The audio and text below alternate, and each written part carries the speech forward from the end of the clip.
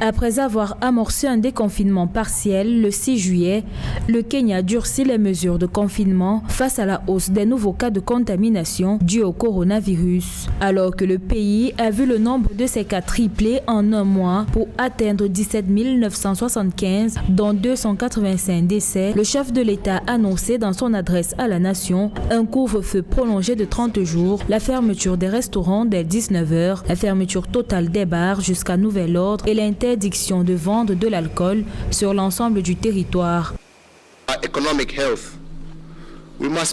Notre santé économique est liée à notre capacité à garder le nombre de cas et de décès aussi bas que possible. Je vous le dis, il y aura peu de tourisme, des investissements faméliques et des échanges commerciaux en berne si les unes de nos journaux ressemblent à celles de pays qui ont été les plus touchés par la pandémie. Tout en rappelant le faible taux de mortalité du virus dans le pays, soit 1,6%, le président Kenyatta a exhorté ses concitoyens à ne pas se laisser bercer par un sentiment erroné de confort, mais à continuer de faire preuve de responsabilité pour gagner ensemble le combat contre la pandémie.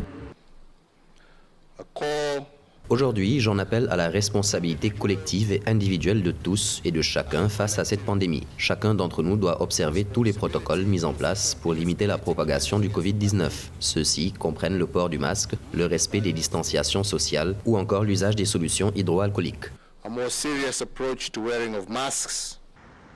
Depuis l'apparition du premier cas de coronavirus mi-mars au Kenya, le gouvernement a entrepris de fortes mesures pour combattre la pandémie, dont la fermeture de l'ensemble de son système scolaire, la fermeture des frontières internationales le 25 mars et l'imposition d'un couvre-feu nocturne.